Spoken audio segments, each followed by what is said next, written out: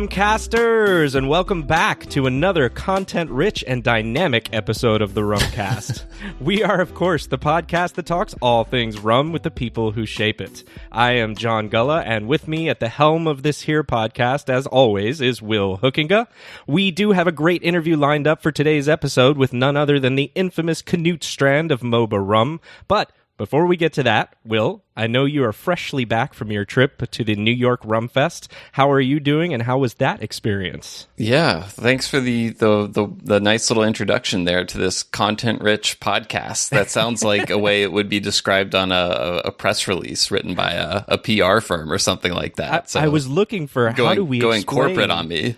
I just, I felt like this episode is so chock full of content that I had to find a way to express that fashion. I like it. So. Well, before we get to all that, yeah, I kind of feel like at the moment I'm sort of in between rum festivals. So 2 weeks ago today, we're recording this Labor Day weekend. It's September 4th right now, Saturday morning.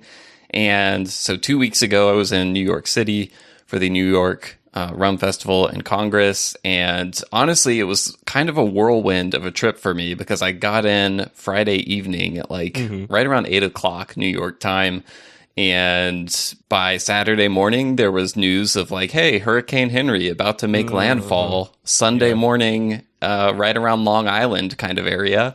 And my flight was supposed to leave Sunday afternoon. So I was getting a little bit concerned about getting stuck in New York. So I ended up moving my flight to Saturday evening, which meant I had to leave the festival an hour earlier than I wanted to, unfortunately. And so, again, I was literally in New York for 24 hours exactly. But it ended up being kind of a good move on my part. And shout out to my wife, Samantha, for encouraging me to make the switch to the flight on Saturday.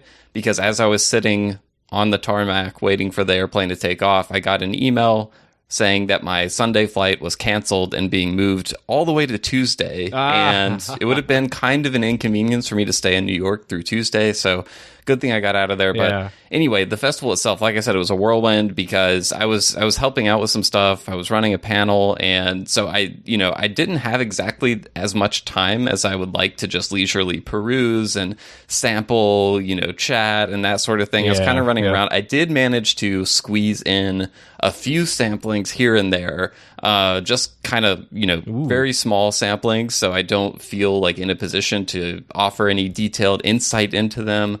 But I was able to, actually, I had a sample of this earlier, but I was able to revisit the Long Pond ITP 15 release, which is a 15-year-old single mark release from Long Pond. That's, I think, just released. It's about 2,400 bottles. Really wonderful rum. I think some people will be a little bit disappointed in the 45% ABV, but it's kind of a first of its kind release from Long Pond, actually having Long Pond on the label and being from the distillery.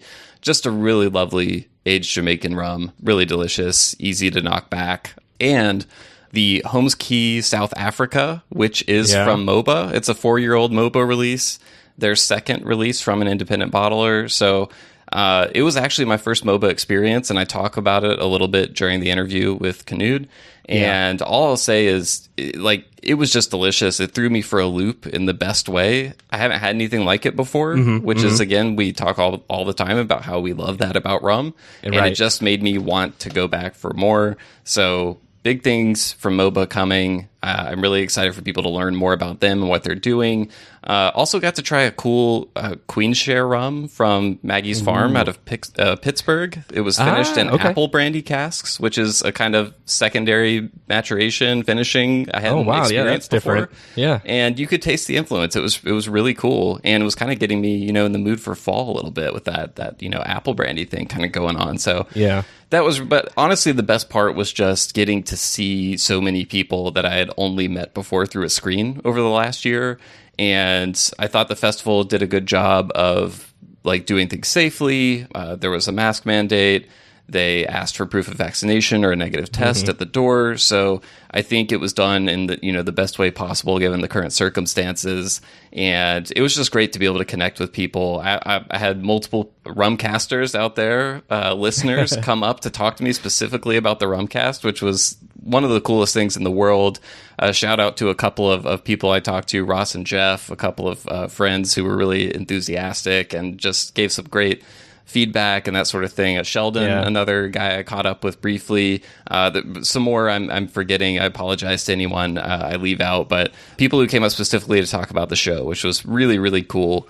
And thank you everyone to listening. But yeah, so it was really good, brief, but I'm looking forward to San Francisco, the California Rum Festival, which is a week from today. I'm going to be headed there on Friday, and hopefully won't have to move my flight up an extra day, and I'll actually be able to stay, all the way through the festival. Yeah. Maybe, go out and find a nice place to drink afterwards or something like that. So I'm excited for it.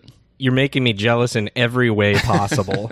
And I'm sure other people out there are going, oh my God, but it sounds awesome. And I know it was a shorter experience for you, but it sounds cool. Like almost like you have this 24 hours of rum. Yeah. And like another cool thing I almost forgot to mention was getting to connect with a few podcast guests who I hadn't gotten a chance to speak to in person before. Mark Farrell from 10 to 1 Rum went up, said hello to Mark, chatted briefly. They had a booth at the festival and he was there preaching the 10 to 1 gospel, spreading the word about it. So it was cool to connect with him. I got to see Zan Kong from Worthy Park there.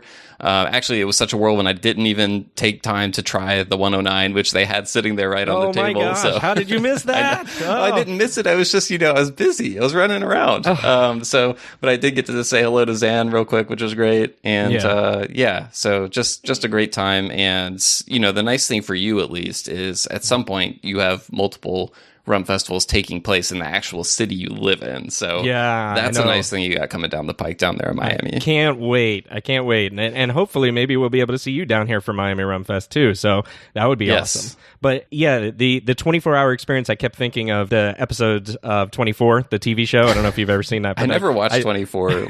It was on when I was a freshman in college, and in the dorm I was in, there was a group of guys who would always have this watch party in the common room. They had a projector on the wall, and it would be like they were watching a football game. They'd be cheering, it was an and event. They'd be throwing stuff when the villain would come on the screen, and I'd just be in my dorm room trying to study, being like, "Come on, guys, keep it down."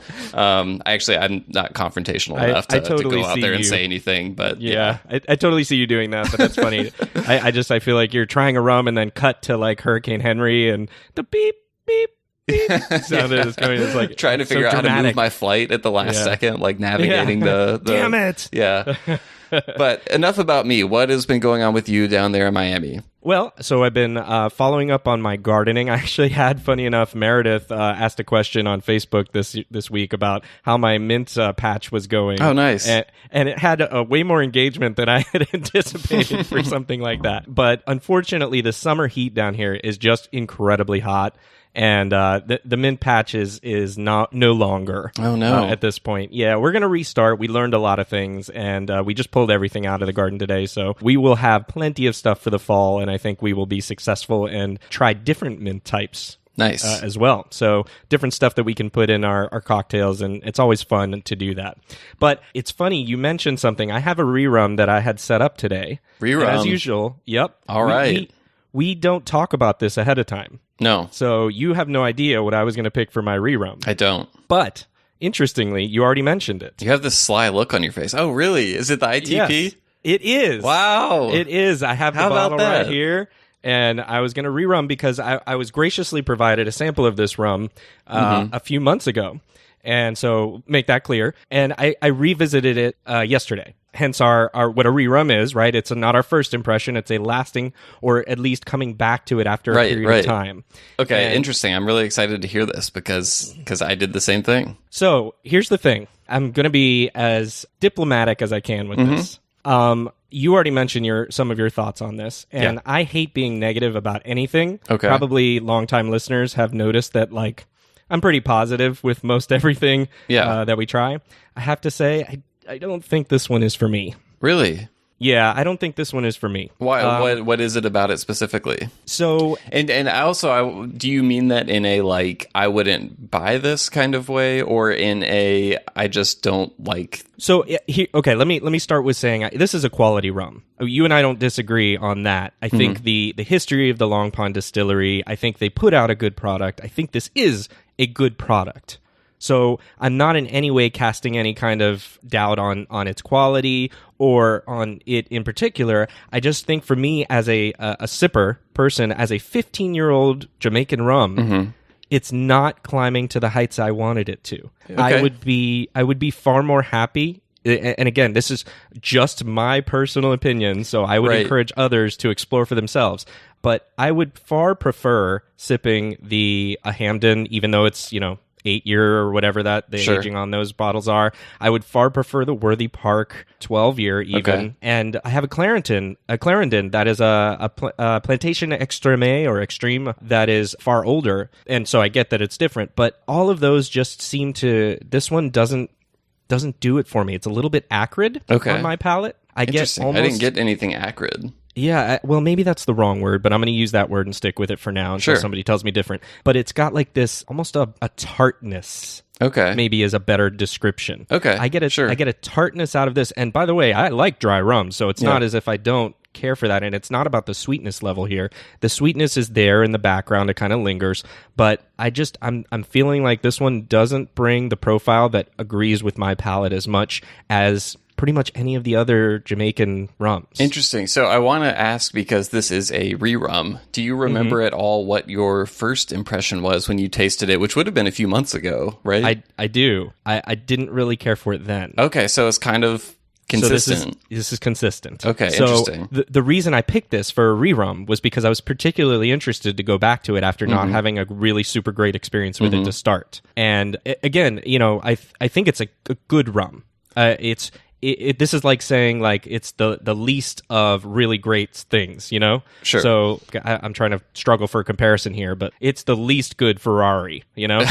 Like, I get what you're saying. Yeah. Let's not say it's bad product, but for me, again, if I'm picking a Ferrari, I want it to be the color I want. I want it to be the style that I want and the spoiler that I want. And this is just not. You're saying like for what it is, it didn't get there for you in terms of meeting the expectations for the where it came from, the amount of age, that kind of thing. As you mentioned, 45% is not bad. Right. It's not high, but it's not bad. Well, I was going to point out, like to reiterate, part of the reason why I had this again at the festival was because John Atkins, who is a very passionate fan of rum, if you attend any of these Abbey live streams, John is in attendance a lot. I got to meet him at the festival, which was great. And anyway, he pulled me aside and he was like, "Hey, have you tried this Long Pond, this ITP?" And I was like, "Oh yeah, I've had it." He was like, "You've it's been a while since I've had it again." And he was a big fan of the rum. I'll put it that way, like really blown away by it. And I tried it again, and I think it's really solid. It's really good. I think it's great quality. I think the one thing with it that may hold people back, not everyone, but some people, is the ABV at 45.7%. I think the suggested retail price range in the US for this is $120 to $150. So I think that'll be a little bit steep for some people who are big fans of like cask strength rum and stuff like that. But at the same time, you have to remember it's 2,402 bottles produced, so it's really limited.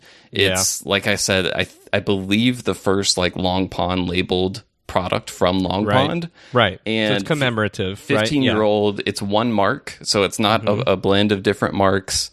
And so I think some of that scarcity and, like you were kind of saying, kind of commemorative, I think that's part of some of what's behind the price. So, that said, I remember when I first tried it, I did a blind taste test between that rum, the Hampden Green Label, the 46%, and the Worthy Park Reserve. And I ranked them. I did it blind, and I ranked them with the ITP right in the middle, with Hampden being my favorite and Worthy Park coming in third. So again, range of opinions here, and you have to factor in all those things like price, what you enjoy, that kind of thing, going into the decision of whether to buy it or not. But to me, really good quality. I might not open my wallet to get this, but I totally, like, if you're pondering it, go for it. Like, Pondering. I didn't even think about that, but I don't think you'll be, I'll say I don't think you'll be disappointed, but if in this case you would have been. So for me, I'm just going to say I would try it before you buy it, unless you're really just more interested in the commemorative aspect of it, as you mentioned, with it being a long pond on the label. Right. I mean, again, you're not going to be sad with this rum. It's not a bad rum in any shape or quality. Right. So don't worry about it from that aspect. You're not going to end up not drinking it. Yeah, exactly. Right.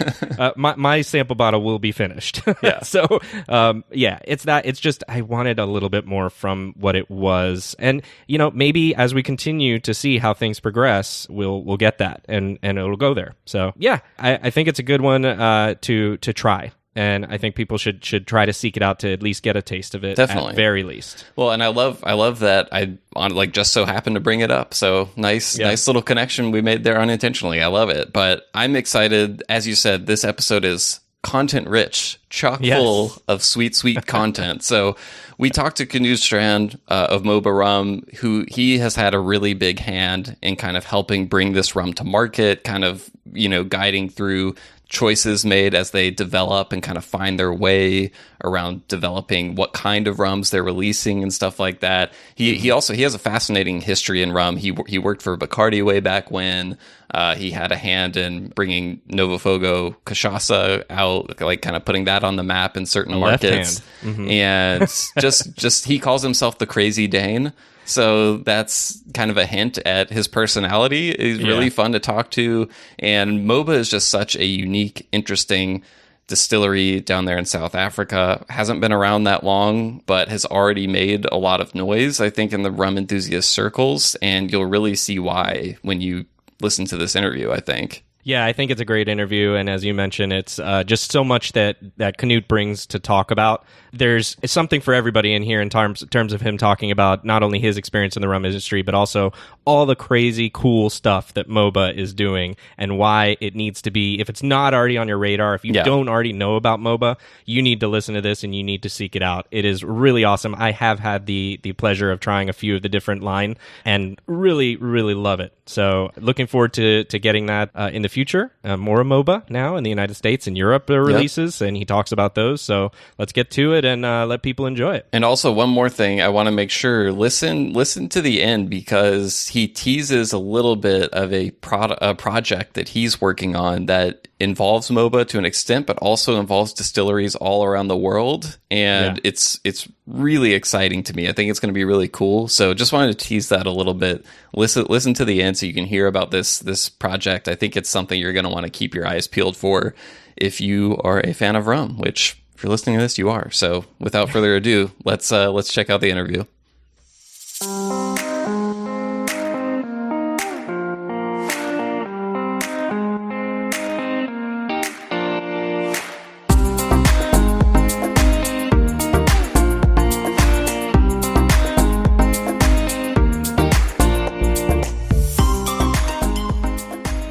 So we are here with Knud Strand at long last of Mhoba Rum. We actually tried to do this interview. I went back and looked at the date, and I was stunned at how long ago it was. It was February of 2020. Yeah, we didn't even know. Maybe we had started to hear what COVID-19 was at that point, but we definitely didn't know what it was going to be like. And now here we are. It is the 1st of September, 2021. We're finally getting Knud back here on the show to complete the interview, which unfortunately the first time we did it, we had some audio issues and weren't able to salvage it, which was devastating at the time. But at long last, you're back again. There's been over a year of time since we last chatted. It's like a different world. Exactly, yeah. So I know like things are always in flux, always changing. What have the past few months been like for you in your day-to-day? Are you getting to do more traveling now? Or are you getting back out there? Catch us up on what's been going on in your world. So let's say 2020 was for me, like it was for a lot of people, one of the worst years in my life. But, we kept working without being able to travel, without being able to go see our customers, without being able to go do fairs and show our products, without being able to do tastings. Yeah. I mean, basically, normally we're in a people's business. And suddenly there's no people, and you go like, okay, so what do I do now?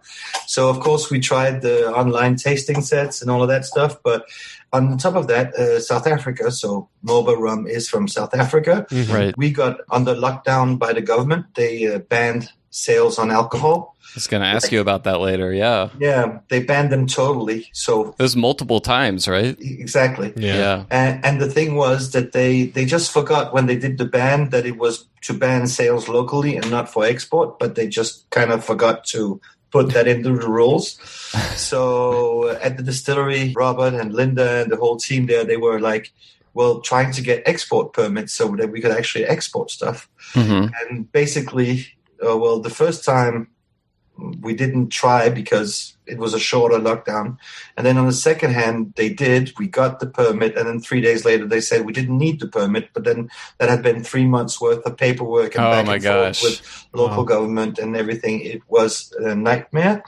And of course, our different customers around the world were also in working from home office, not doing business the regular way, and all of those things. So it was just a nightmare. And I mean, seriously, well, I just kept on working, but I was like, hey, no income for almost 1 year. Yay! That was super. But the good things that happened was that a lot of deals that we had pending, that we had been talking about for years, actually, that were in the making, all came true. So let's say 2020 changed from being a nightmarish year from whenever COVID started to end of December. And between Christmas and New Year's Eve, the snowball just started rolling. So I had a little phone call from my good friend Luca Gargano from Velier, who called me up to say that deal that we had been talking about for 9 months, about Velier doing a bottling or two of Mhoba's, he was really sorry that he hadn't got back to me and he had just forgot about it and all that. And anyway, of course it was done. We had already figured out all the details. And so basically that's when the snowball started rolling again. And while we couldn't do much work, we basically sold out. I mean, maybe we shouldn't have, but we needed more money to make the distillery bigger and invest back into the business. Exactly. And to augment our production capacity. I just had a long talk today with Robert about what he was doing, and basically we're upscaling big time. So Knud, let's back up one bit there, because I know we do want to talk about the Velier and the Holmes Cay releases as well, that I know are big. Of course. But just got to try that one. Yes. Why don't we start with talking about what is your role there at Mhoba exactly, and how did you get involved with the company, and what made you want to work for them to start with, and we'll catch back up all the way to where we're at now.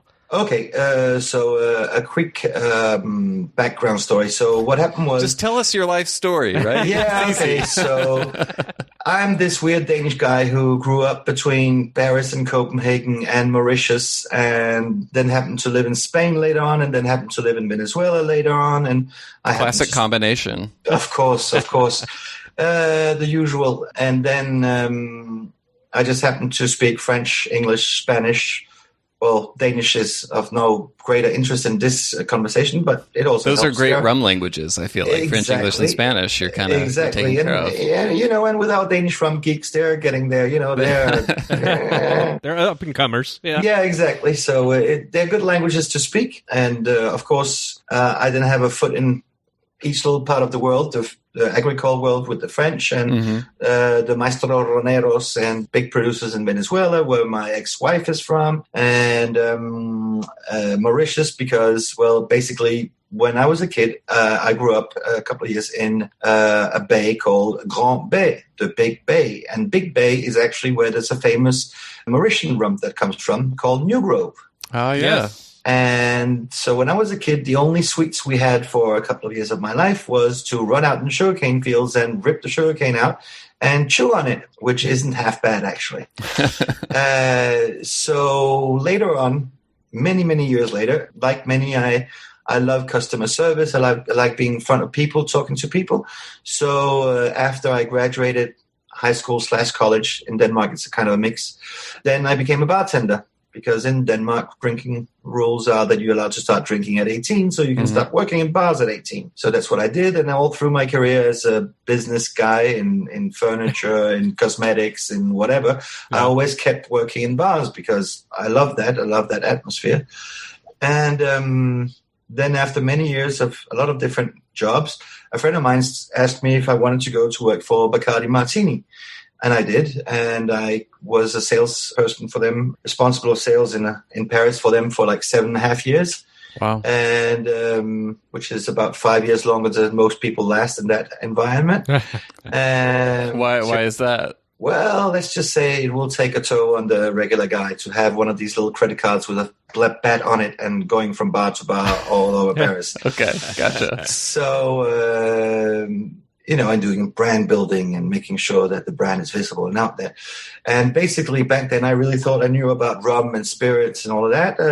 And I probably knew more than most, but what I realize now and the years later is that the more I know, the more I know that I don't know. So let's just say that 15 years in, I'm much more humbled by this rum world than I was, 7 or 8 years ago. That's the best thing about rum. Yeah. So sometimes I wonder, John, why we have decided to put ourselves out there on this show where it's just going to be every 2 years going back and seeing how stupid we sounded, right? How little we knew about rum along the way. We're recording it for everyone. Exactly, it's for posterity and everyone to hear. Yes.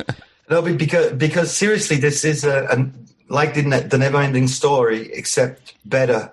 Because agreed. You have new chapters being written all the time, and the chapters that you just read change all the time. Yeah. You might have tried a rum from one barrel, from 1 year, from one cask, and then you go back 2 years later and you retry the same one, but there's been 2 years more in the barrel or something else has happened, and suddenly it's not at all the same story being told anymore. Right. And it's like ever evolving, and not even to start on with all the different ingredients that we use. I mean, pure sugarcane juice or panela or muscovado sugar or syrup.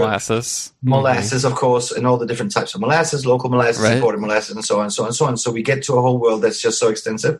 Anyway, when I stopped working for Bacardi and left the dark side of the force, I was like, okay, I'm not going to compete with those guys. Not them, not Diageo, not any of these guys. They're just way, way too big. They have some advantages. They have, basically they can do whatever they set their minds to do, which is fine. I just hope that one day they will set their minds to only do organic and sustainable products. But that's why we small guys are here to kind of push them into that direction. So anyway, what I was trying to say is after 7.5 years with Bacardi, I started working with a friend of mine called Philippe Mille, who still works with the brand that we discovered together. Well, he discovered, I tasted it and said, we should work with it. And then he said, okay, which was Cachaça Novo Fogo, that I think is quite present in the US. And a very great sugarcane, pure sugarcane spirit. For me, that was one of the best I've tried back then, and it still is one of the best I've tried. I mean, their silver is great, their chameleon for cocktails. Anyway, just tried them again at Berlin Rum Fest. That's why I mentioned them. Nice. And great products. Anyway, I left Philippe with that part of the business and moved on to rum, because cachaça is great, but even rum is better. I mean, we shouldn't say that to our Brazilian friends, but let's just say cachaça isn't rum. So I think they would agree with that, right? Yes, and that's a better way to put it. Agreed. Yeah. So basically, I have this company called Left Hand Spirits for many reasons. One, I'm left-handed. Two, because we're kind of different and kind of creative. Sorry, I'm the outsider. I'm right-handed, so I can't complete the... Will keeps us in line, us lefties. And when I was living in Venezuela, I heard a very good phrase that is con la mano izquierda para que se repite, which means with the left hand so that we do it again.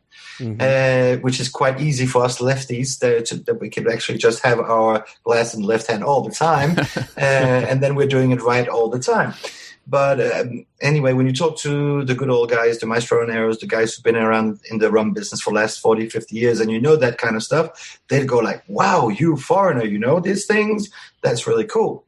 So anyway, it's between the left-handed part and the con la mano izquierda, and the fact that I wanted to source products differently than what most people normally do. Try to find new ways of bringing stuff to market, let's just say it like that, and to find products that weren't traditionally on the market or that was being left out of this game by most of the people. So anyway, I was looking for great products, whatever they may be. So I looked into cachaça, and we did that, launched Novo Fogo in Europe with my ex-business partner, and did some pisco. I love, for me, the three basic great groups of spirits.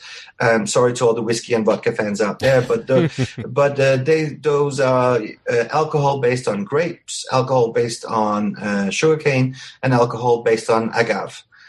For me, those are the three that represents their terroir, the place where they grew the best. Right. Not saying that a whiskey can't be good or any other spirit. It's just that the base product, even if you're the biggest whiskey expert in the world, I will challenge you to tell me where the different corn come from.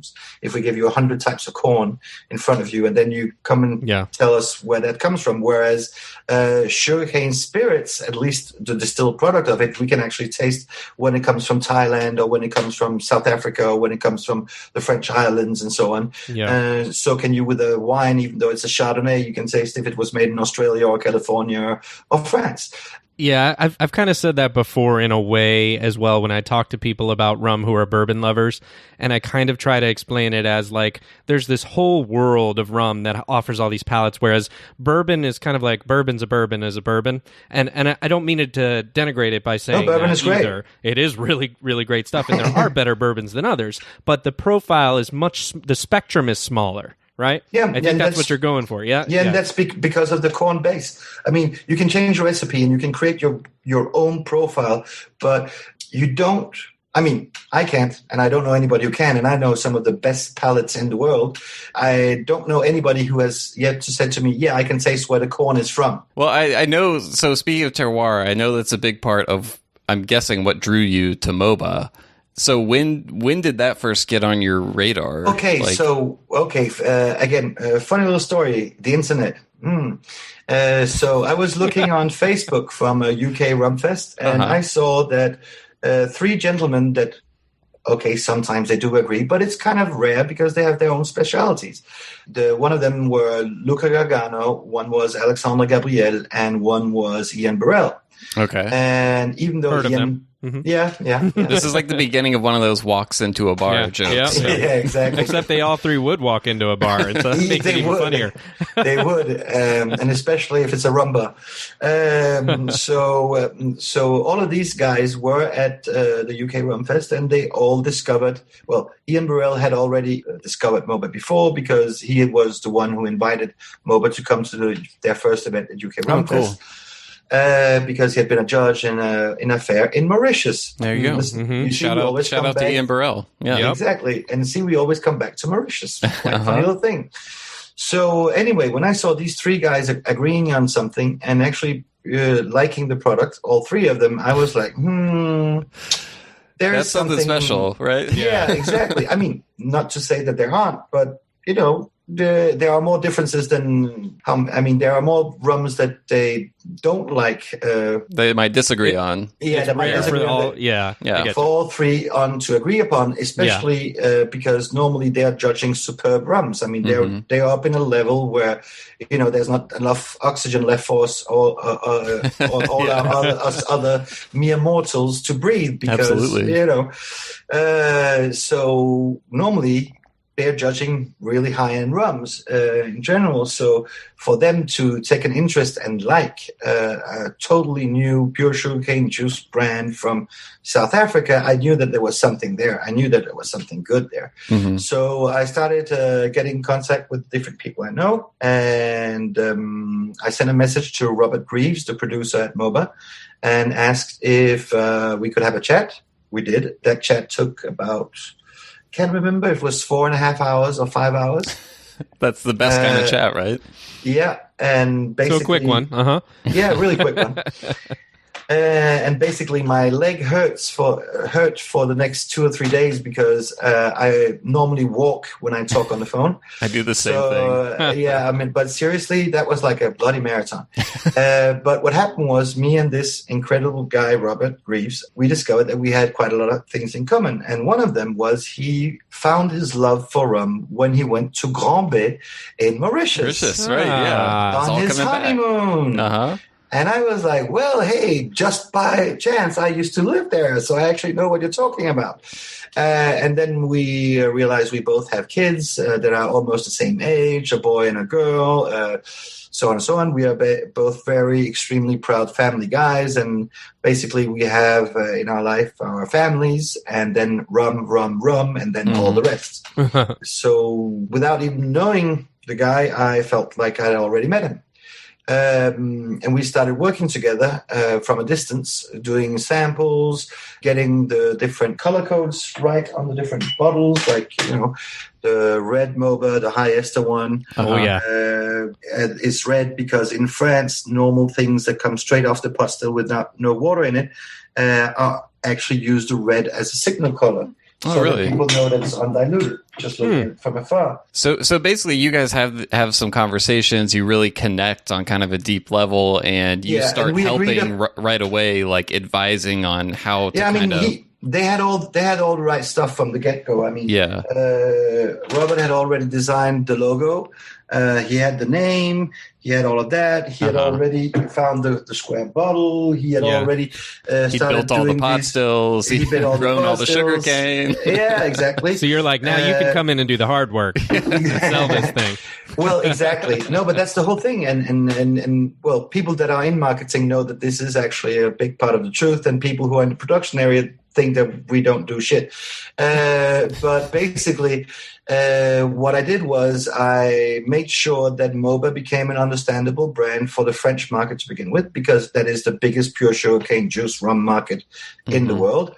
Right. Besides Brazil, one that cachaça, but sure. And started using code colors that I would like to have on bottles that as an ex-bartender and with a lot of bartender friends. So, for example, my Strand 101, my blend, I'll get back to that. Yes.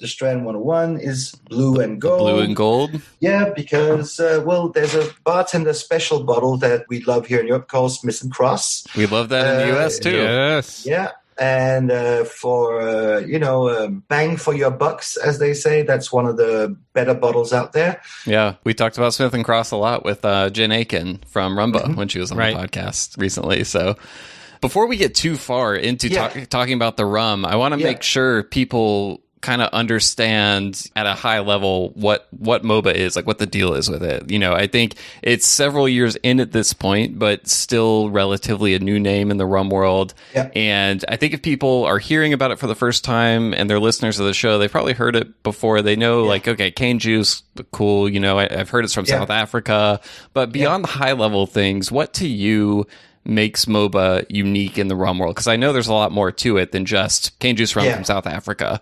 That's for sure. Why is it that this relatively new distillery is able to, have already acquired so much interest in the rum world, I feel like? Okay, so first of all, let's just in general talk about, like, for 30 seconds, the reason that there are so many new interesting rums popping up from Thailand, like Shalong Bay, Vietnam, like Sampan, long array of other rums popping up all over the world where there is sugarcane, US, more and more. Mexico, of course. Yeah. You have rum popping up all over the place, and basically, to cut a long story short, is sugarcane is losing its value. That means that sugar, the white crystallized sugar that you would put in your coffee, is worth less and less money, which means that the farmers have two choices: either starve to death or change their cultures to something else, or try to add value to their raw materials on making it into rum. And once in a blue moon, a guy comes along and he has a sugarcane and he wants to make money, and at the same time he's got passion for doing rum, and it all comes together, and you have suddenly this great rum coming out. It happens, and that's really, really cool. So Robert Greaves and his family had sugarcane for the last almost 40 years. They have 400 hectares of their own sugarcane that is all hand-grown, hand-grown. That's a stupid word. It's all Yeah, well, because it is actually put into the ground by hand, Right. then it is harvested, cut by hand. So, and it is all organic, not certified, because in the beginning they actually used natural fertilizers, but are still considered fertilizers that comes from their own mines on the grounds. Gotcha. So, what kind of mines? These stupid mines that don't give you any money. Okay. So not like a gold mine. No, not gold. Not gold, not diamonds, not anything like that. These raw materials that you use for fertilizers and stuff that now have way too much competition in the world, so going down in price. I mean, all raw materials are being competed or sourced by China and other countries. So anyway, this is the best part about rum. You start talking about rum and you can go in like 1,000 different directions, right? Exactly. You can learn about the entire world all through rum. Basically, because, well, when was it sold? When was it transported? Why was it? Rum has shaped the world, and good things and bad things. Yeah. So anyway, I get the first samples of this rum, and I'm like, hey, okay, so I can take this, and we'll make a rum that is at this ABV, and we'll do this, and I can take this rum, we can do this, and so me and Robert, I mean, of course, these are just my suggestions, and then Robert Greaves, as the big boss, he takes the decisions, and most of them he agreed with, so that was perfect. Yeah, for example, our basic rum, which is already a great and a more like a beginner rum compared to most of us.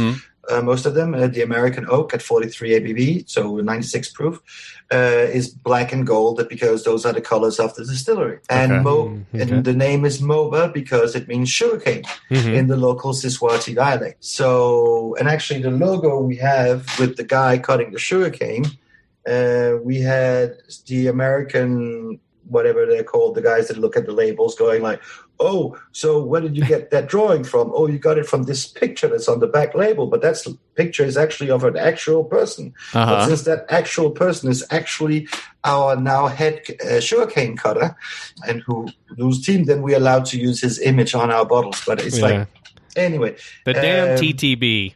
Yeah, exactly. No, but we're gonna have a segment. We were good. We were good. So good. But anyway, what happened was Robert Greaves wanted to do molasses rum because he's a big fan of Barbadian rum and he's a big fan of Rich's Seals. So am I. I mean, hey, look at here what we just got made the other day. Oh wait! Wow! It's a tattoo. The Guardian of Rum tattoo. Guardians of Rum. Yes, nice. With a shield and wings. Very nice. Yes.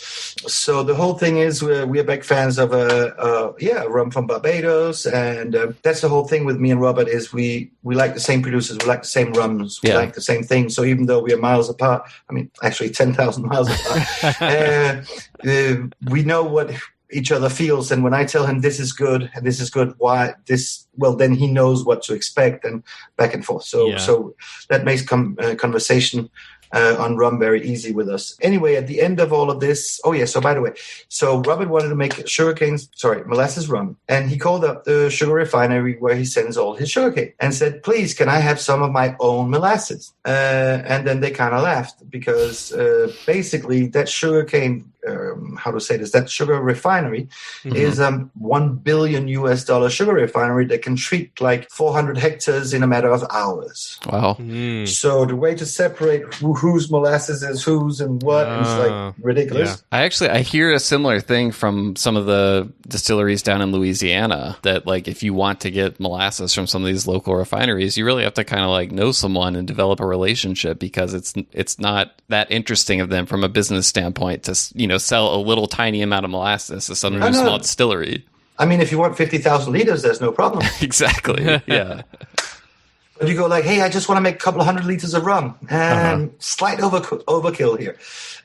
So anyway, Robert, so that's when you decided to go with the juice instead. Juice, exactly. By pure necessity. And then on the other side, him and I, we both love Jamaican rums. We like our funk. We were talking about Smith & Cross, nice companies like Hampton, Worthy Park. Of course, the old Money Musk. I don't like the diluted stuff that they're selling in the US, but when you tried the Habitation Velier 2010 Money Musk, that was some of the best stuff that I've ever tasted, for my palate anyway. And so Robert started doing slightly longer longer fermentations, 5 to 7 days, 6 to 10 days, 7 to 10 days, whatever, depending on if it's in the summer or in the winter, because since it almost never rains, we can actually cut sugarcane most of the year, so we can produce rum most of the year. Really big harvest season. Exactly. That means that's also why we can actually hand cut our sugarcanes, because we only need a small group of men cutting all year round. We don't need thousands of guys for 2 days. We can actually hire teams all year round. So he was already doing longer fermentation, and since he calls me the crazy Dane, and I'm like, well, I am a little bit the devil, I like to push people to do stuff, good stuff, only good stuff. I'm a nice devil. So anyway, I was like, Robert, can we do this fermentation longer? And so he did. And on the highest one I showed you before with the red label, we are about 3 weeks fermentation. So after 3 weeks of fermentation, Robert sent me some samples, and I was like, well, that didn't actually change a lot between 2 weeks and 3 weeks. Interesting. So how can we do better? Well, let's do a dunder pit. And then suddenly I didn't hear anything from Robert for like a week, 2 weeks. And then 2 weeks later, he totally ghosted me. And then, and I was like, well, did I, upset him or whatever? So 2 weeks later, he called me up and said, it's done. And I'm like, what's done? The dunder pit. And I'm like, what? And in the meantime, in those 2 weeks, he had actually created a huge dunder pit for the Mhoba sugarcane. So he makes the pit, and he's putting dunder from previous distillations in there. Exactly. What else? Basically, it's a mixture between a dunder and a muck pit. So you actually just take like everything you have from the distillation process, from the fermentation process, everything you can find, and you put it down there.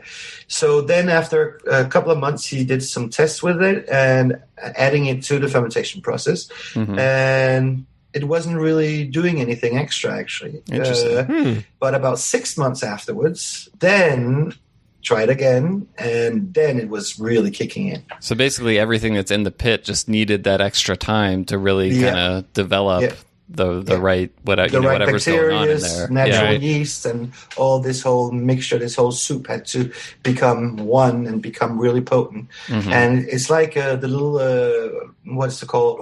Little horror Rocky. What's it called? Little Shop of Horrors. Yeah, Little Shop of Horrors. It's like, feed me. Right. So basically, you have to keep on putting in fresh sugarcane in it so that you feed the beast. So we try to push things as much as we can, but Robert was already doing some pretty extreme stuff, especially for a country like South Africa, where they're mostly used to fabulous, interesting, funky rums like Bacardi Martini and Havana Club. Right. But there is a little group of people in South Africa that actually like their Jamaican hogo and all that. But anyway, most people looking at Robert's rum making going like, you're fucking insane. Who wants to drink this? Anyway, in all the samples he sent me, there was one white rum that was way too funky and one dark rum that was way too overly oaky. After I'd done all the samples and finished them all over like a 2-3 week period of time, I was like, what can I do with these two?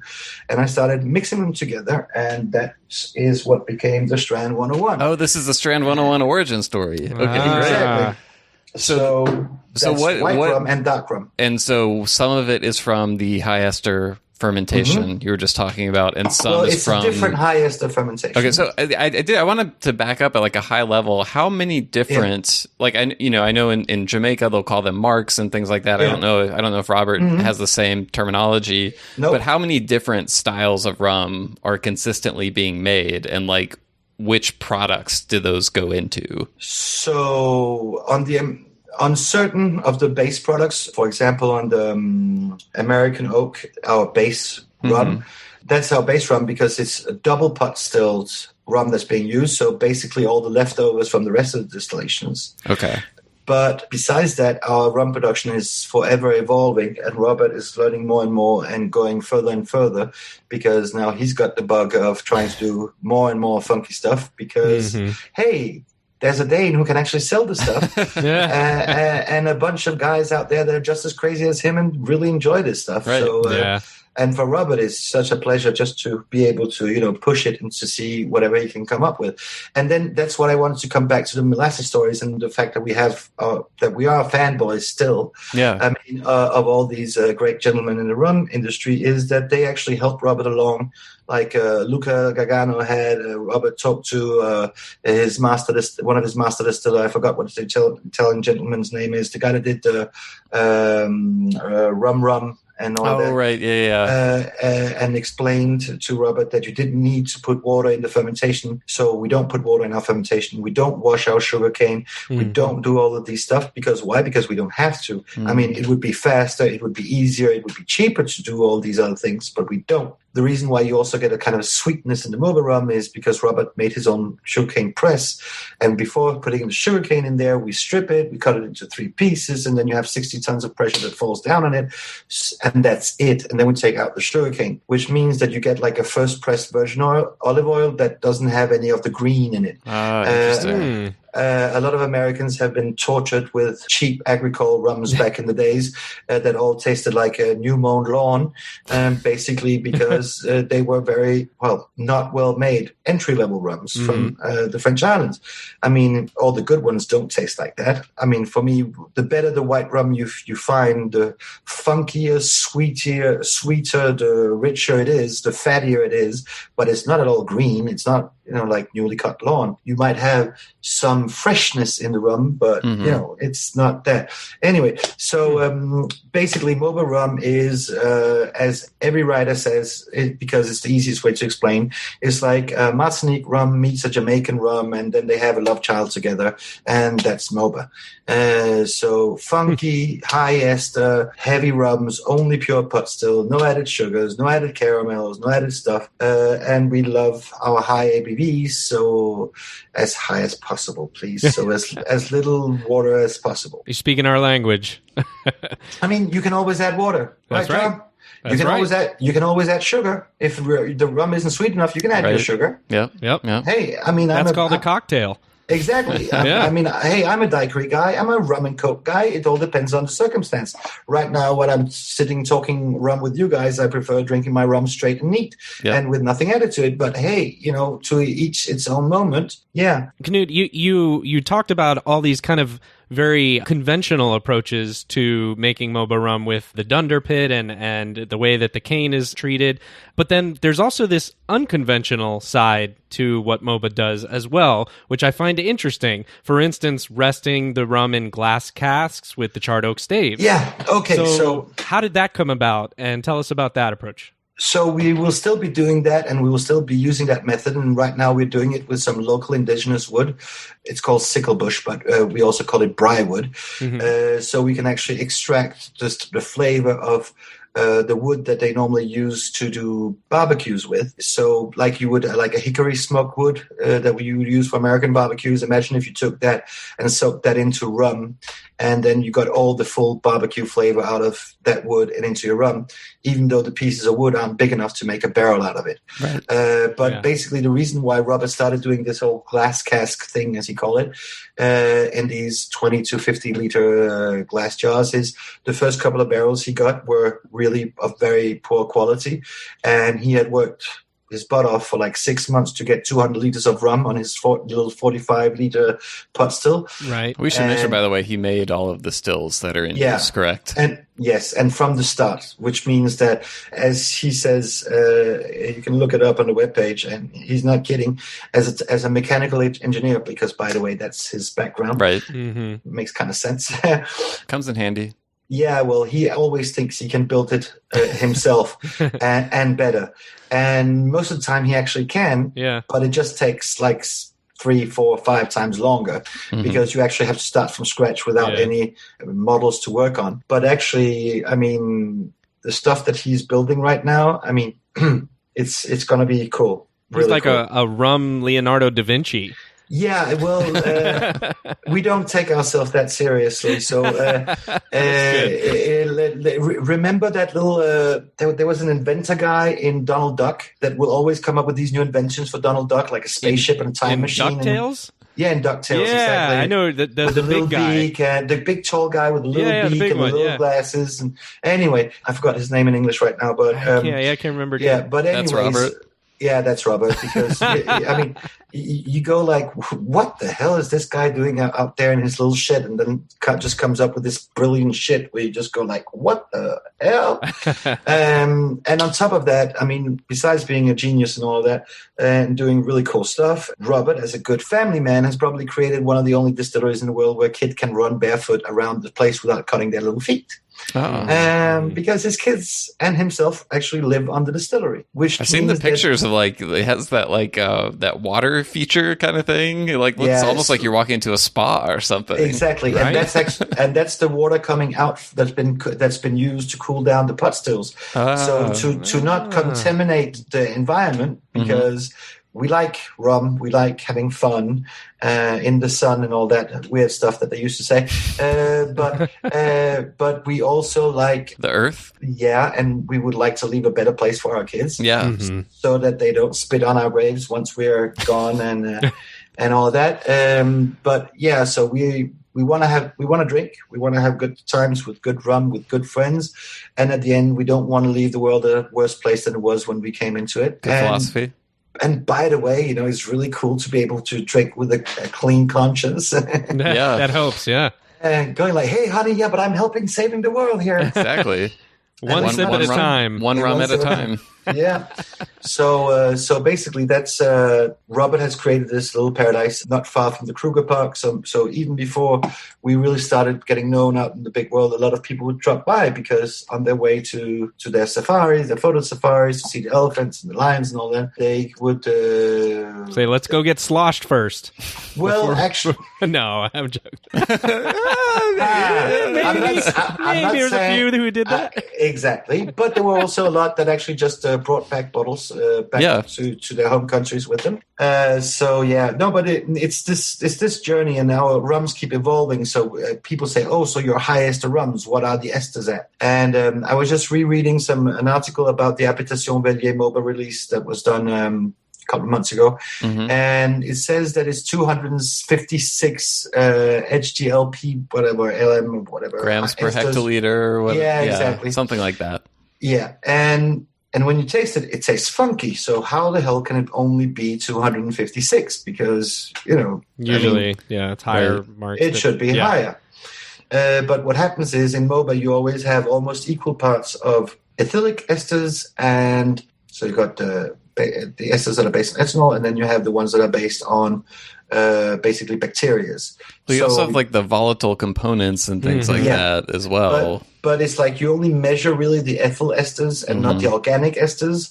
And our rums normally have just as much organic esters as ethyl esters. Okay. So the proper mark would be for the Habitation Velier probably closer to 500, or at least 450 than 256. Yeah. But again, we don't write anything like that on our bottles yet because Robert hasn't finished playing. We try to make each version funkier if we can, and if it has, of course, an interest to the rum. The base rum, we just try to maintain the quality and make sure that, as far as we can, because we're still batch, we're still craft, and it's all slightly different each time. I think that's one of the fun things, though, about trying new distilleries as a rum lover. You're not going to get necessarily the consistency that you get from distilleries that have been doing it for decades or centuries in some cases, but you get to kind of go on that journey with them as they grow. And so if you find people like, you're going to run into some producers who maybe aren't as talented or aren't as dedicated to rum, and so it's not as fun of a journey. But when you find the ones that are obsessed with rum, like a Mhoba, for example, seeing how they change and tweak and evolve and that kind of thing, to me is a really fun part of the process as a consumer, even if what you're going to get, the next bottle might not be quite the same as the first one. Yeah. No, and I think that there are a lot of there are more guys like Robert out there than you will actually think. It's just that they have other considerations to take care of. So, for example, we were talking about Richard Seal and Foursquare and Great Rums. but we're in a whole different scale. Yeah. So when he tweaks his rums and does whatever he does to make his rums evolve, you see the results 12 years later. Right. Whereas first of all, because pure sugarcane juice rums, it's difficult to say this but they kind of age faster. Because they're more fragile rums, not as stable rums as molasses rums are. Because the way Robert cuts them when they come out of the still, and because of the way that we rechar our barrels, we can basically make a good, decent aged rum in like a couple of years. And when you say it ages faster, it's basically like a way of saying it's going to take on characteristics from the oak or whatever you put it in at a quicker rate. At a quicker rate, yeah. Much quicker rate. Yeah. I mean, look at, we're talking bourbon. Look at some of the biggest bourbon producers in the world. Okay, or Kentucky Rye Whiskey, or Kentucky Whiskey like Jack Daniels. I mean, hey, they have first juice barrels. They char them tough. They use them for 2 years, and then you got a bottle of Jack. Yeah. Whatever you think, sometimes some other versions of Jack Daniels than their regular bottle is better, of course, but that's with a pretty rough spirit that they put in and transform into something quite okay in only 2 years' time. And when you have something that's even nicer being put into the barrels, then you can actually do the same kind of transformation and even create an even nicer product on a short-term basis. The only thing is, from the get-go, what we put into the barrel is cut more severely. So you got less heads and less tails into the barrel. So basically what you're putting into the barrel is already drinkable rum. Yeah. Whereas if we were supposed to, I mean, some people said to me, wouldn't it be fun to make a Mhoba Rum 10 years old? And I was like, yeah, it could be fun. But then we would have to basically put a lot of shit in it. And then people look at me like, what do you mean by that? That sounds weird. Well, if you want to put a rum in a tropical climate for 10 years, you will have a lot of angel shares, or you will have to make a lot of barrels and then consolidate the barrels, because after 10 years, especially the way that we store our rums in South Africa with the kind of temperatures that are there and the very low humidity, we have some pretty high angel shares. So you won't make your cuts as tighter necessarily if you're going to... No. Yeah. You'll put... I wouldn't say you'll put in base rum. You won't try to kill anybody. Right. But you will only take off, the two worst parts extremes, of it, extremes, and then you will let your barrel do the rest of the work for you. I mean, got it. There is a reason why in whiskey they have a minimum age on stuff, is because in the good old days, whiskey, unaged whiskey, I know that you're not supposed to call unaged whiskey. Right. Again, moonshine. We won't tell anyone. But you can you can make great moonshine. There's not a problem with that. And if you make great moonshine, you don't have to age your moonshine so long. If you make crap moonshine, you have to age it for long. So that's my philosophy. And of course, then it all depends on the quality of barrels you're doing. It all depends on a lot of that. But I mean, in the last 6 months, I've been traveling around. Well, actually, since January, I started traveling again. And it's been a very fun ride to travel when there's nobody traveling anywhere, like empty airports. And, hey, I'm there for business. And, business guy. Yeah, exactly. did a little tourism on the weekends between meetings and stuff, and just going to these incredible places in Central America and Belize and Mexico and in Dominican Republic and whatever, where there was just nobody there. And I mean, it was a great time. Why I was saying that is I tried all these different distilleries, and I saw tried these rums from the same distillery that has been made by the traditionally same recipe for the last 60 years. Nothing has changed. Nothing ever will. It's always the same amount of fermentation. Everything is the same. It's not like a crazy operation like the one that Robert runs with Mhoba, where he will always try new things and always try to push it and see what the difference in the climate and the temperature will do and all that. No, these guys have been doing same for 60 years. And you try a rum from 2020 that's awesome, that's already drinkable, and you try one of their rums from 2017 that needs quite some more years before it becomes good. But it's the same rum. Yeah. What changed here in this particular case? Only the barrels. Right. So, again, you can speed up the whole process by using really good barrels. The bourbon industry learned it long before the rum industry. Right. Of course, by using older used barrels for a long period of time, you do develop some extra taste molecules and some extra stuff that can be very interesting, But again, sometimes the difference between a 1-year-old rum and a 7-year-old rum is just a good barrel. This kind of goes back to something that John and I have brought up on the show multiple times, and that's just that when it comes to numbers, whether you're talking about age or ester counts or whatever, more it doesn't always necessarily mean better. Right. It's all like there's so many different factors that can play within all of those elements, whether it's the amount of time in a barrel, what barrel is used, what kind of rum went into the barrel, and the same thing with ester counts as well. Yeah, and at what ABV did you put in the rum in the barrel? Exactly. And did some producers put something else into the barrels? Yeah, there you go. In the meantime, like added water or a little bit of sugar, or what happened during the way. So you have all these variants. That's why the rum thing, as we started saying, is a never-ending story. It's that, like, whenever you think you know, you don't know. Right.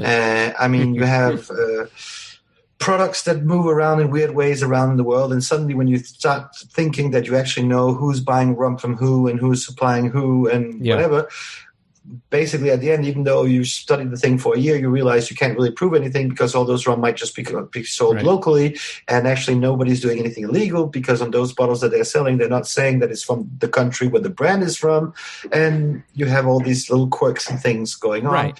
But isn't that exactly kind of, well, I won't speak for everybody, but for me, that's part of what makes it so interesting, is this whole field of rum and how much there is to it, and to your kind of point of the never-ending story of learning. There's so much you can learn, and you feel like, okay, I've graduated to a level of understanding here, and then, as you put so eloquently earlier, then you find out you don't know shit. So it's a great, weird, odd dynamic of a feeling of you just want to continue to explore this environment and all these different things, and that's a great thing. For me, that is such a part of the allure of rum drinking in the hobby in the first place. No, for me too. For me, that's it all. And also, I'm not saying everybody in the industry is like that. There are some quite notable exceptions, but most people in our business are a lot more open and nicer than in other industries, let's say it like that. Yeah. Even than in other spirits. I always say nowadays, I don't really know shit, but I know people that know everything about their little field. And thanks to their shit. Exactly. Well, they're little pieces of the puzzle, right? So thanks to me knowing these guys, and thanks to WhatsApp, I can call them up in 2 seconds and I get the info. Perfect. And suddenly, on the other side of the world, in Venezuela, I have my friend who's running more than 200,000 barrels and who's been doing rum aging in barrels for the last 45 years. For your information, I'm 45 years old. This guy has been doing that stuff for as long as I've been alive. Amazing. So he kind of knows what he's doing. Yeah. So when I have any kind of question on what happens to a rum if it's overly oaky, and what can you do, and all these silly answers that we normally have to try to find out, like little rum Sherlock Holmes, running around trying to find... Elementary, my dear Worthington. Yes. That's the whole thing. For example, I didn't know this. I had my doubts. I knew that it might be a thing. But do you know that the barrel giveth and the barrel taketh away? I've heard this before. That comes from a famous book, I think. Okay. No, but what do you mean by that? Which means that so a barrel will give you tannins and coloring and all of that to your rums because of the wood and the interaction between the wood, more or less toasted, and the spirits, right? Mm-hmm. So the higher ABV that you put on the spirit, the more interaction you will have, but the faster you'll destroy the wood. So really big companies want to water it down to like around 50 something so that the alcohol doesn't damage the wood and blah, blah, blah. These are like the basic training on barrel aging. Then what happens is if you age some rum for too long, it becomes what we call too tannic, like in wine. Like these red wines that will color your teeth all red and make you look horrible the next morning. Too tannic rums is a big enemy of mine, because for me, a rum should... I know this is just an image, but it should never be more than 50% wood influence and 50% rum. Whenever the wood starts going over the rum, and basically you can only taste the wood. Right. Yeah. I mean, then I'd rather drink a 40-year-old Armagnac. It's cheaper and same wood thing going on. So sometimes when you have a rum that's too woody, you can actually put it into a barrel, what I like to call a dead barrel, a barrel that's not giving any tannins anymore, a barrel that's not being used anymore. One that's been used a lot previously, probably. Mm-hmm. A lot, yeah. Right? And then that barrel will actually soak up some of the tannins again. Interesting. And that's the funniest little thing. trick. I didn't know that, yeah. Yeah. The barrel taketh away. Exactly. So you can actually have... And that can be a good thing. That can be a great thing because you can have some stuff, like a bourbon or a rum or whatever you have lying around, and it's been lying around for like too long, and it's gone over. I mean, gone over in the sense that it's been overly influenced by the wood and the tannins are too present. In our case, the reason why we did it was the rum that we had that we had infused with staves of American oak that we toast over the barbecue and so on. After a year and something, it had become quite, it wasn't clear to see through it. How do you say this? It was murky. And it was murky and it didn't look nice. And the color was a bit off because of the murkiness.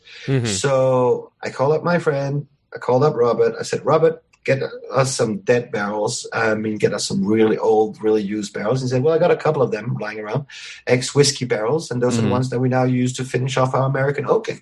Because they do taste a little bit like whiskey, so you do get something from the barrel, but you don't get tannins. Right. Because before they came to South Africa to be used to make great South African whiskey, they've been used in the bourbon industry, and then they've probably been used in the Scottish whiskey industry and so on, whatever. They've been around. They've been around. Yeah. So basically, putting our slightly murky rum into that, then made it come out with this beautiful caramel color. Cleared it up some. Cleared it up, straight up. The color just nice. Add a little hint of whiskey, so a little bit more complexity, which wasn't bad either.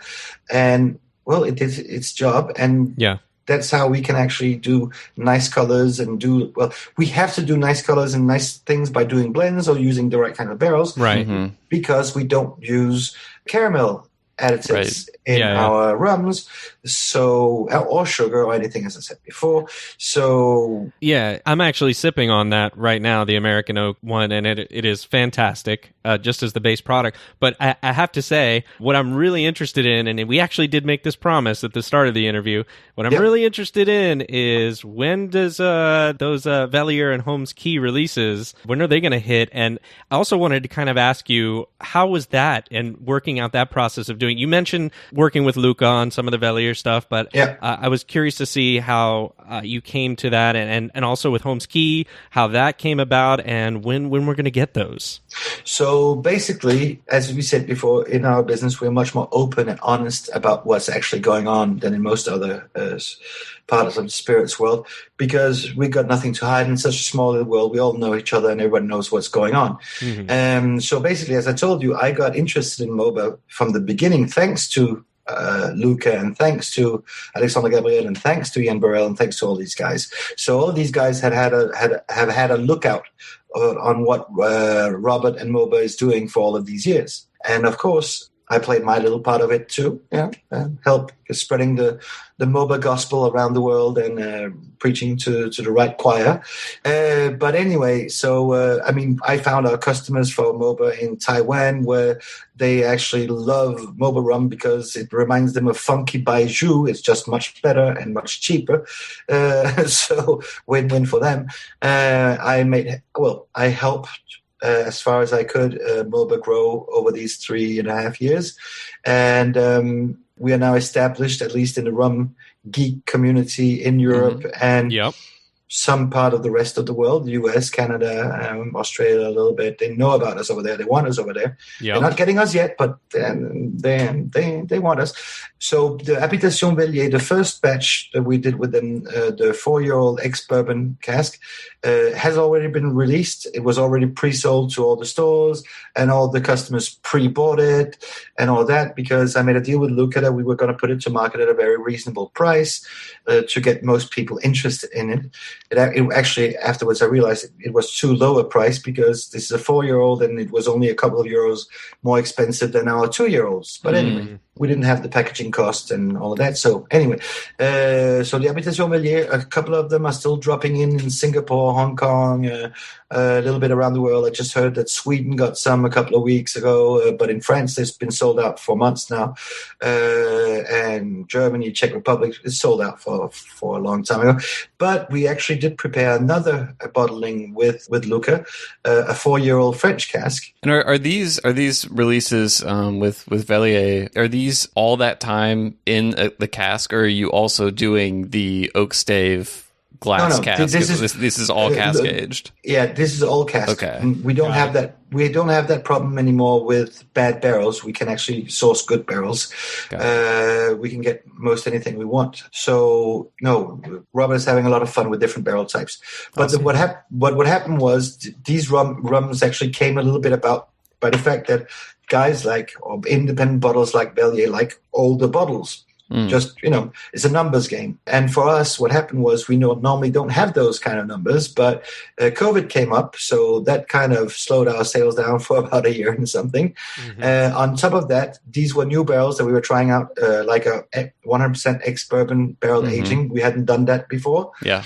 So if we were to bottle it ourselves, we would have to bottle it as a new thing, and we already got a pretty wide range. Right. Then we had the 4-year-old. 9 or 10 different bottles, right? Not quite, a little bit. Well, actually, if you take all the independent bottlings now, it's going to be more than that. So we have all these different barrels, but in very small quantities. Mm-hmm. This is what people don't really get. We don't have 100,000 barrels. We have a couple of hundred barrels, So, but we have a variety of barrels. So then we did the French cask, and the thing was we didn't bottle it after 2 years because it hadn't gotten the color of the other batches. And since we don't use caramel again, well, we had to make it age further. And then suddenly it became 3-year-old, and it became 4-year-old. And then what did we do with it? We can't bottle it as a regular French cask because those are 2 years old. Yeah. So, and this stuff now has got a greater value because it's older. What do we do with it? Well, Luca, would you like that? And of course, he would very much like that. He told me, because Luca goes under a lot of names nowadays, and he said to me that the name that he preferred to go under was just a rum librarian, because he wants to create a library of all these rums that are being produced all over the world. And I can totally see it and get it, because rum, especially the rums that we like from small batch producers and stuff like that, are gone way too fast, and we never really get to enjoy them as many times as we would. Right. But that's also something totally luxurious about that fact that we actually have a hobby where things disappear. It's like a little bit like the foodies that go to a restaurant and try some great chefs, great menu, and that will be maybe a one-off, and the next week. If you look at the Habitation Velier lineup, though, it really is kind of like a library in that, especially like a lot of the stuff, single marks that you never would have had previously outside of blended with other things, getting to try them in that state. So rum librarian is an interesting way of looking at it. Yeah, so we did that, and again I did some American rum fests a couple of years ago now. Time flies. And in a certain part of the rum community, people really enjoyed it. And for other people, this was way too crazy. But for most people, actually, that actually come to these small fairs, they enjoyed it. And if not all of them, at least some of them. It is an acquired taste. And, we don't all have the same palates or the same likes. Is that where you met Eric from Holmes Cay? Yeah, exactly. Got it. So we started talking about what he was doing and how he got into rum and his whole background. And, if ever I got something from Mhoba that could,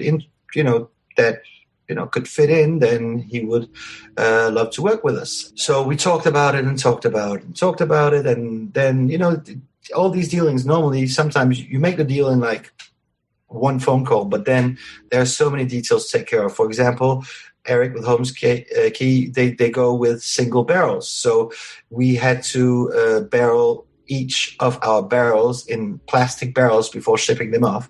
You couldn't you send it all in one container. That wouldn't have worked. Exactly. Yeah, We couldn't send it in 1,000 liter ISO tanks like we did to Luca. So where he just got various barrels into one thing. Right. And again, a lot of us rum nerds, geeks, we go like, oh, but then it's not a single barrel and all that. Well, let me just tell you, when the producer is a really small producer that really loves what he do, it doesn't really matter, because he will have chosen the barrels that actually fit together, that actually work together. But again, Holmes Cay's whole idea is different. It's part of the thing, right? It's part of the thing. So basically, we sold some barrels to Eric, and before we ever get to that part, it's always a long thing about sending samples back and forth, trying it, having different panels trying. I mean, it's not something you do overnight. Right. And normally the greatest part is when you can just be there at the barrel and try it and say, I want that one. Right. But again, that's like the romantic, idealized version. You're walking among the casks and trying it straight from it. Yeah. No, and sometimes it happens. Yeah. But sometimes rules and regulations and taxes don't want people to be running around opening up barrels and trying them up, depending on which country they are. Sometimes it's hard to get to South Africa during a pandemic. For example. Yeah. So Eric chose some barrels that he really enjoyed that are different from what Luca chose, so that nobody's doing the same. So these are South African whiskey cask, 100%, also 4 years. Basically, these are all part of the same rums that were put into aging at the same time, which basically was 3 years before the pandemic. And again, same thing.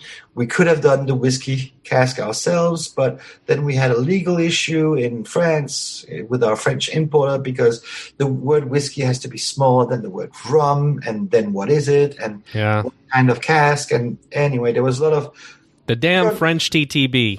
Exactly. They weren't big problems, but it was just small nuisances, and it just dragged on forever. Yeah. And then it was like, hey, it's much easier to do an independent bottling. And Eric's got a good crowd of fans that likes his bottlings and all that. I'm one of them. I think that all the ones that I've tasted are really good and really interesting. I was just at New York Rum Fest. Eric was there, and I think he had one or two bottles of the Mhoba release, which when you see it, if you're listening, it says South Africa on the front. And there were other people, attendees at the festival, just coming up to me and like almost like shoving their glass like up to my nose, saying like, "Have you tried this yet? Have you tried this yet?" And that was my first Mhoba experience, actually. Wow! I hadn't finally. I know, finally, exactly. Because I hadn't been to the festivals where you guys were prior to that, and so that was my first experience, and it's safe to say, like, I want to experience more of it. But that's the whole thing about Mhoba rum. I mean, well, first of all, I don't know if it's the rum or it's just my personality. It's probably a mixture of the both. But I normally, when I'm at fairs, I always walk around with a glass of Mhoba in my hand so that everybody can smell it and everybody can smell you coming. Yeah, they can smell me coming in a good way. I can attest to that. That's how I met you, with you walking around with that glass around in the aisle. Yeah. And the whole thing is, well, first of all, the reason why I love the rum world and also the cigar world a little bit is that, and food and, well, the finer things in life, is that all these things are really great when you share them with other people. Yeah, and absolutely.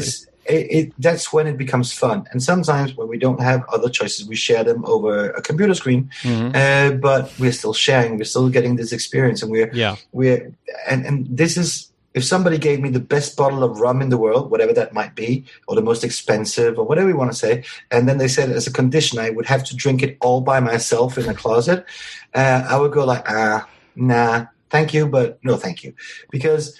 I'll choose the regular rum with people around, right? Yeah, exactly. Well, maybe not that regular, but hey, but something nice that we can share, and something that we can talk about and share experiences about. And this is what Mhoba brings out in people, because it's so unexpected when you try it first time, because you hear pure sugarcane juice, so you're thinking Martinique, Guadeloupe, or cachaça, right? Then you hear high ester, so you are thinking Jamaica, you are thinking, heavier rums, maybe even all to the extreme of Caronis and Guyana rums and all that. And then you finally try it, and then it all comes together, but in such a it's just different, nice way, and it's such a different experience that it really makes people want to share it. Yeah. And I mean, seriously, in most fairs, I get one guy out of 60 that goes like, "Oh, I don't like this rum," and then I'm like, "Oh, thank God you don't." And he looks like me like, "What do you mean?" Well, we make so little of it, so if everybody liked it, we would have a problem. Right. No, but more seriously, sometimes you get unexpected fans. Like on one of the Miami Rum Fests, I met these Cuban guys, young guys, really, really nice guys. And we were talking Spanish and all that. And since my wife being ex-wife being Venezuelan and all of that, well, we kind of have a slight animosity to Cubans coming in and invading Venezuela or actually controlling the country. There's some history there. There's some history there. And then, so I told these guys, "Oh, you won't like this rum because you're from Cuba, right? So you don't know about real rums." I was just taking the piss out of them. You're pushing their buttons a little. Yeah. I was having fun. I mean, that's the cool thing about, small brands and being independent contractor is that we don't have to be corporate all the time. Right. But so these guys, they came up to me and they tried a rum and they like it. And I was like almost in shock. I had expected these guys to be, fans of 37.5% alcohol. So what's that? 75 proof, light sugar dosed rums with absolutely no interest. And these guys was like, "No, we love this." Yeah. And I was like, "You got to explain how you guys can love this." And then they both said to us, "Well, when we were growing up, we would go to Cuba to visit our grandmother." I'm like, "Okay, what? Okay. Where's this going?" Yeah, exactly. And then they go like, "And, the moonshine that we drink up in the mountains, that they make up in the forest, hidden away and all that, that's all pure sugarcane juice rums." Pure pot, still pure sugarcane juice rums. Yeah. So basically, these guys on all their holidays in Cuba had been growing up drinking pure sugarcane juice rums. So that they weren't at all into this whole, molasses, lighter bodied, more neutral tasting, neutral tasting rums that are made for a Cuba Libre. Right. Let's say. So I was like, "Oh, really?" I mean, this is fun. So you discover, as I said again, you think you know stuff, but then you don't. Now, recently, I've seen that some of the Havana Club bottlings that they did for their bartender crews and stuff actually says on the backside that it is part pure sugarcane juice rum. Yeah, wow, interesting. It is interesting. So apparently, there is this pure sugarcane juice rum traditions in most places where they do rums. It's just not known. Right. And it might be a local thing and it might be whatever, but if the place is growing sugarcane, at some point someone was probably making some rum with the juice. Exactly. Yeah. Even if it wasn't official. Exactly. Yeah. No, I mean, there's a tradition of, quote unquote moonshine in basically everywhere where there's been distillation. And so if the stuff that's being farmed there is sugarcane, they're going to have that tradition. Yeah. So we've covered some of the things that are new coming out soon. The Velier, which is available in some places already. The Holmes Cay, which our American listeners should probably be able to find at some point soon. And there will be 4 different releases. Okay. I think. Because there are 4 different barrels. So got it. If you're a group of friends, buy one of each release at least, collect and then have a tasting and see if there is any difference. Or if there is, for me, the difference are minute. But again, it's fun to compare. It is fun to compare. And then afterwards, there will be a Canadian bottling as well coming out. Okay. From my good friend Cal Mozamba, because again, they have a problem of sourcing rums from the US. So it's not enough to get them into the US. We also got to get some help to our Canadian brothers up there. Yeah. Excellent. What about the Mhoba bottlings themselves from the distillery? Any of those getting into plans for new markets or anything like that in the coming years? The thing is, we are growing, I wouldn't say too rapidly, but almost. At least demand on our products is growing quite fast.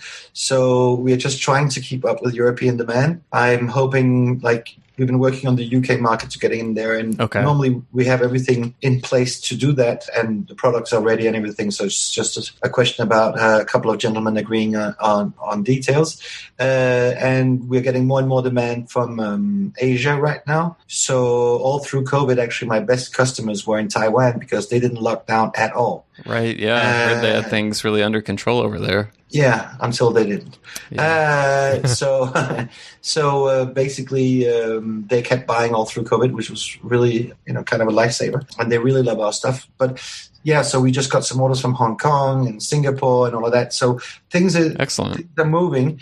And the thing is, we need more capacity before we start getting into the U.S. market. So I'm guessing that the next year or two, we'll keep on doing independent bottlings. Just keep sending some barrels over here every now and then. Yeah, we can survive on that in the meantime. Yeah. No, and also you're really getting some really great stuff. So, you're not worse off for that. Yeah. It's just that you don't have the full range of bottlings to try. And the beautiful labels that you guys make right there at the distillery, right? It was nice. Yeah. More homemade gadgets and machinery. But again, that's the whole problem. I mean, one day we could do a whole hour of podcast that just goes on about how the bottle is made and how the corks are made and how the labels are made and how the laser engraved labels are made and how the boxes are handmade. I mean, it's just so crazy, but that's rubber. I mean, the thing has to be the way it has to be. But again, when you want to do products at that level of craftsmanship and where it's not just all made in China, it just takes so long. So between the moment that we get an order in until the order is ready, even if I try to push them to be pre-prepared and already have the liquids at least in some of the bottles, and it can take up to 3 months before the product is ready to be shipped. And then shipment is normally 1 month, but now with COVID and less ships on the sea and much higher prices, it can take 2 months. So suddenly we're talking 5 months from when the product is ordered to the product is on its way there. And I mean, it's really not an easy industry. The cool thing about it is demand is so much higher than production right now. So it's like if anybody is looking at this from a purely money perspective, go ahead, guys, just invest. I mean, your dollar isn't worth anything. The euro isn't worth anything. They printed way too many bills. The only thing that's worth anything anymore is rum. Mhoba Rum, yeah. Amen. So that's against inflation. Rum is a good thing, except you might end up drinking it. Please don't. If you're gonna buy it and not drink it, just please leave it for those of us who want to drink it. Okay, don't just buy it up to hoard it to use as currency when the apocalypse hits. And a lot of people do that right now. But on the other hand, during COVID, and that was like one of the only cool things about lockdown, was I saw my bottles popping all over the world. I mean, I saw pictures of guys from Australia, US, Canada, Asia, whatever, going like, okay, I was saving this bottle of Mhoba that took me like 2 months to get. Right. But hey, the world is ending anyway. Exactly. So I might as well open it, so. It's Mhoba time. It's Mhoba time, exactly. So the cool thing is a lot of people dug into their stash. Their stash, exactly. And that's exactly what happened. I mean, the whole 2020, all my buyers, everybody was like stunned. All the big orders had been canceled or put on hold. Everything was like, what's happening? We can't handle this. And then at the end of 2020, basically they all discovered they were running out of stock and nobody had any rum left. Ask Eric Kay. I mean, suddenly it was like his bottlings that, since they are at a slightly higher price point because they are slightly more interesting and luxurious, meaning more tropical aged and not just a regular shit, and high ABVs and all of that. And he does a great work at sourcing them. They were talked highly about and all that, but people weren't buying them that fast. Or if they were buying them, they weren't rebuying them. They were just drinking them slowly, enjoying them, which is fine. But then the apocalypse hit and everybody was like, hey, we got to get our rum in. Oh, shit, that bottle I was saving for my kid's 21st birthday, I might as well drink it. I'll buy another one. So when people, meaning buyers, distributors, and all that, discovered that they had no more stock, things just went crazy. End 2020, start 2021. I mean, before the end of February, I had already sold all the rum that I should have sold in 2020 and all the rum that I had wanted to sell in 2021. So you called Robert and you said, I'm done. Plus all of our stock that we didn't know what to do with. Wow. So it was like, And of course, after that was months of work and getting everything on the road and transport and shipping and all that. But I knew basically at the end of February that it was a done deal. We didn't have any more stock left, and that's why I've been now talking to other producers around the world that do this, that have, let's say, the same ideas about production as Robert has and all of that. And I hope that one day next year to do a project about terroir rums, where sourcing a certain amount of white unaged pure sugarcane juice, pure pot still, wild fermented rum from each area that has a different terroir. So super geeky, super nerdy stuff, but almost a rum library of your own. Love, yeah. Well, at least like a quick notebook. A rum notebook. Yeah. I don't have the pretension to do in a couple of years what Luke has been doing over a quarter of a decade. You don't have to do the whole card catalog system and everything. The library is a big pain. I just want to have people taste difference between as similar products as possible. I mean, they're still more or less the same, right? All with not using yeast, so that you don't have the yeast interfering with the natural taste of the area of the terroir, which is a mixture between the earth, wind, and fire. No, the climate, the ground, the land, everything. Yeah, it is the first day of September. Speaking of earth, wind, and fire. So the whole thing is, I actually got a lot of producers to go along with this project with me, and when I'm just waiting for some zones to actually reach the harvest time, so that they can make it. Can you share who any of those producers are, or is that a secret for now? No, I mean, again, nothing is never really a secret. So they didn't manage to do it this time, but they really wanted to. Kopali in Belize. Oh yeah, They do organic pure sugarcane juice rums. Canopy really water. Exactly, and actually, they have in the group. There's this eco lodge hotel kind of thing going on, right? And it is one of the most magnificent places I've ever been to in my life. I've seen pictures. It looks beautiful. I grew up in Mauritius. So it's like my expectations are kind of high. Yeah. I lived in Venezuela. I mean. But this place was like, wow, this is up there with the best of them. All right, adding it to my travel list. Yeah. So anyway, I figured out a name for them. I started off with just like a project name, called them Rolls-Royce Rums, because they are, handmade and kind of expensive. Because you're actually asking your producers to take risks producing these rums. They're not sure that they will come out well when you're doing wild fermentations and all that. But now we are calling them. I'm calling them. I got a little hint from a Dutch friend. I'm calling them Paradise Rums. Oh. Because Le Paradis is actually the aging cellar in cognac. So it's got something to do with spirits. Terroir is very French, so paradise, paradis, whatever. But especially because all the distilleries that are making these rums are in naturally beautiful places, since they're all in doing organic sugarcane. So we're all in like warm, semi-tropical jungle environment. Mhoba, as I said, is one of the most beautiful distilleries in the world for the setting and the whole layout of it. And so Belize, of course, Mhoba will be making one. Yes. But Robert is waiting for summertime, so that means winter time for the rest of us. Southern Hemisphere. Southern Hemisphere, exactly. So he should be making it for us for me in December, when the sugar percentage is the highest in the cane, so he can make the most extreme naturally fermented. Very cool. Pure pasta, Shalong Bay is on as well in Thailand. Wow, yeah. Okay. And they are now actually doing a little bottle that is from the get-go actually a wild fermentation, because Marine, a couple of years ago, she's a wonderful woman who makes wonderful rum. So the brand is Shalong Bay. That's from Phuket in Thailand. They're open up now. You can visit. So anyway, she makes great rum, but she had me taste this wild fermentation rum a couple of years ago on a Whiskey Live show. Whiskey Live is a whiskey and rum fest here in Paris.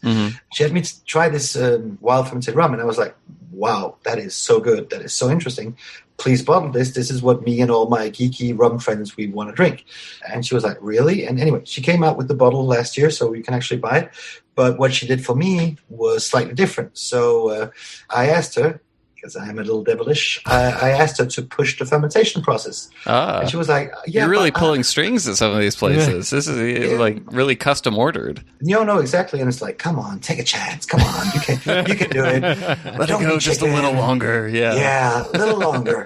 And if it starts slowing down, feed it with some fresh sugarcane. Come on. Yeah, I'm trying to push people to make the most extreme sets of rums. Again, it's not to try to make, the next big cocktail rum or anything like that. Mm-hmm. It's just because when people like us like something, we want to try to see what is the purest, what is the most natural, right. What happens when you do it here. Yeah. What happens when you do it here? What will this give you? Will this actually give you something extra, or we just dreaming about something that doesn't work, Yeah. And I'm trying to get as many producers on board. I mean, I'm hoping to get Australia. I have preliminary talks with guys from Hawaii, so I got Florida on board as well. Oh, really? Who in Florida? Well, I can't say. Is it Kohana in Hawaii? I'm actually hoping for Kohana. Okay. Because they've just started having their own sugarcane and their own thing and all of that. Mm-hmm. So I'm hoping on Kohana, yeah. Okay. Well, if any producers are listening to this and they want to get in on the experiment, just contact Knud, right? Yeah, exactly. Got my email address up there. Well, and the whole thing is, besides the experiment, it's also to develop all of these producers, because these will be like tasting kits that will be sold all around the world, right? Like miniature bottles or really small bottles. Right. We're discussing this, but there's a maximum amount, so you can't make that many. But all the rum geeks and all the rum stores and everybody who's in the business and all the rummeliers and sommeliers and whatever will want to get a hold of one of these things. It's going to be a hot item. Very hot item. So I mean, it's already pre-sold. I don't really have to worry about any of this, and that's the really cool thing about rum. If you do something that's interesting enough, high quality enough, people will buy it. I mean, there's no question as. And the price is like, it's not an issue anymore. I mean, here in Berlin Rum Fest, I was with my friends from Rum Nation, an independent Danish Italian bottler. Yep. They had me try a Versailles still 30-year-old Guyana rum. Not cheap. And nobody was really good. Yeah, exactly. And then I asked, so like you just had a good feeling about, so what's the price? Uh-huh. And they went like, well, it's probably going to retail for 650 euros. Mm. And it was like, yeah, who cares? I mean, seriously, there's 340 bottles of it. Yeah. It's a 30-year-old, partly tropical, not whole tropical, but okay. From a historical still and stuff that you won't be finding again sometime tomorrow, and it really tastes great. Probably because it was sitting in really bad barrels for a really long time, so it didn't get overly tannic or anything. It's just beautiful, and it's definitely worth the 650 euros.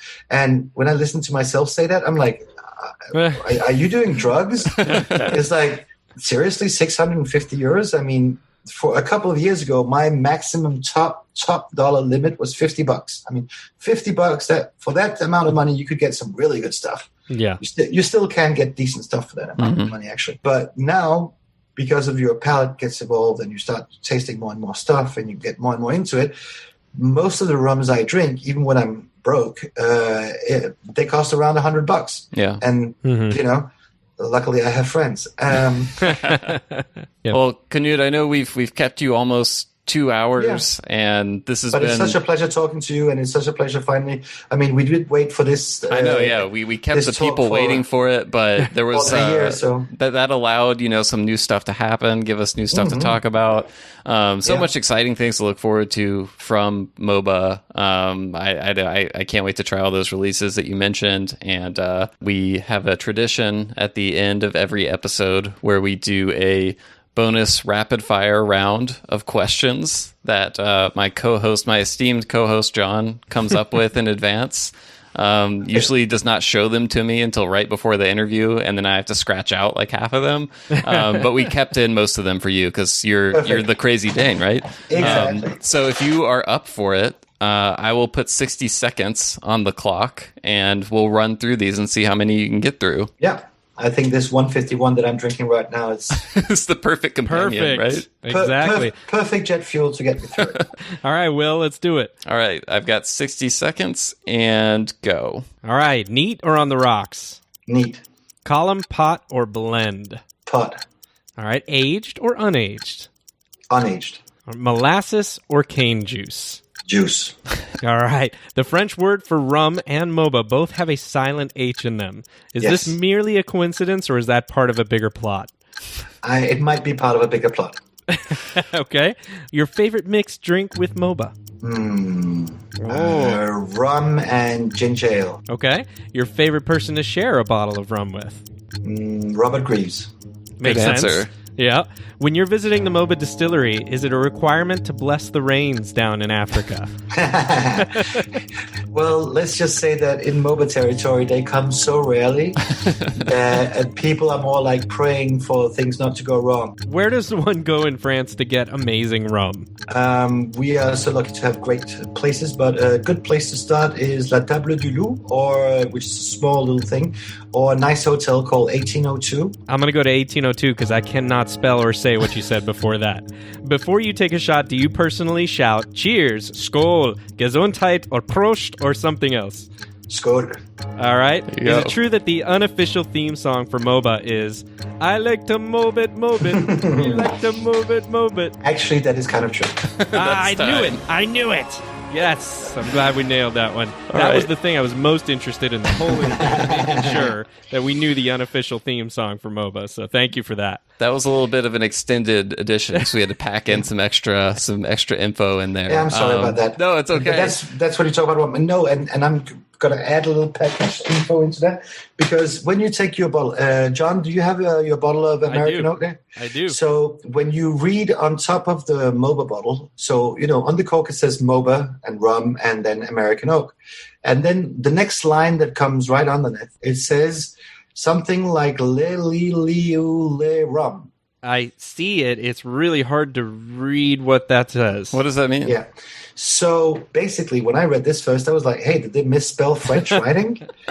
You were talking about the edge that is silent in Mhoba and in rum in French. Yes. So actually, this is actually Siswati dialect, but apparently there were some French guys running up with the Siswatis, because for me, that writes the place, the rum.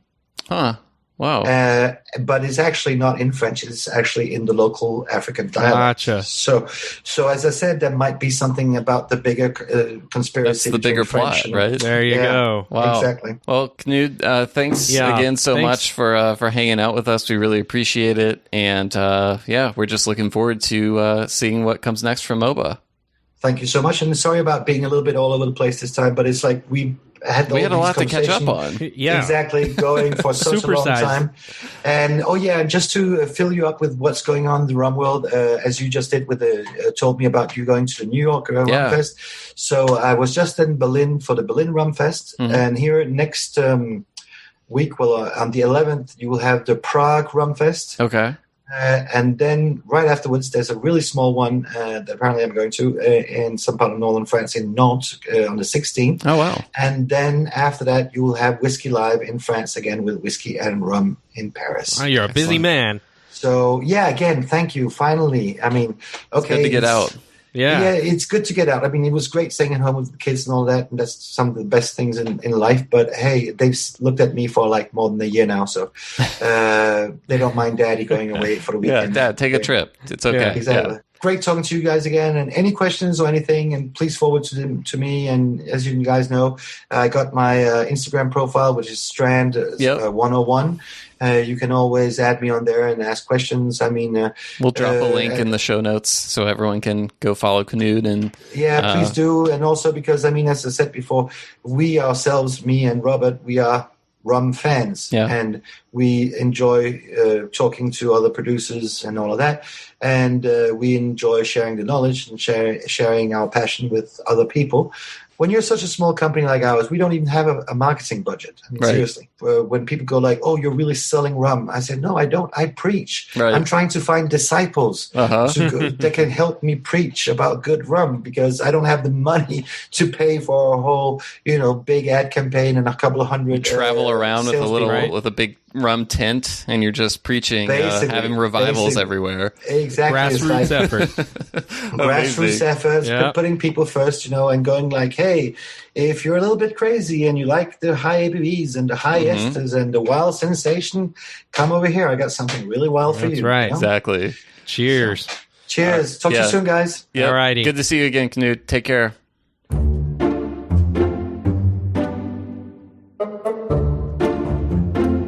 All right, thanks for listening to another episode of the Rumcast, everyone. As we mentioned at the end, we will put some links in the show notes so you can go check out the Mhoba website. They've actually got lots of great information on that website. It kind of reminded me, I remember I kind of expressed some love for the Paranubes website on their episode and the detail they go into with their process. So Mhoba's got some great information, some great photos. It looks like a beautiful place, so go check that out. We'll put some links into Knud's social media profile so you can follow him, see what he is getting himself into around the world in his travels and adventures in the rum universe. And yeah, thanks again for listening. As always, we would love to hear what you think of the show. If you have questions or comments, feel free to shoot us an email at host@rumcast.com. That's host@rumcast.com. Let us know what you want to hear about, who we should talk to, that kind of thing. It's always great to hear. And you can also engage with us across the various social media platforms we have a presence on, thanks to John Galla. John, where can they find us? Oh, I am the king of all social media for the Rumcast. That's and we are at the Rumcast, both at Facebook and Instagram. Still working on our Twitter presence. We'll get there. But I do want to make sure people know we are on YouTube now. We are continuing to add episodes onto YouTube, which is really exciting. We're starting to see some views pick up and some subscribers there. So if you happen to be wanting to digest some rum content of ours while maybe at home and want to put it on YouTube, that would be now available to you. Yeah. So definitely check us out there. And as Will said, also, if you have ideas for what you think maybe Will and I should talk about, that's something we're always coming up with these ideas that we want to talk about, but we want to know, what do you want to hear? Yeah. And so please let us know. Give us a shout out on social or host@rumcast.com. Let us know. Let me know why I'm crazy for not liking Long Pond, the ITP 15 as much as other Send him people some hate seem mail. to. No, do not do that. No hate mail. But do let me know, hey, John, you're crazy. This one is a great one. And whatever, my palate was off that day or both days. So, yeah, get us on social media, and we really appreciate you guys continuing to listen. We are continuing to grow, and this rum community continues to grow, and we try to grow with it. So thank you all so much for listening, and we will see you on the next episode.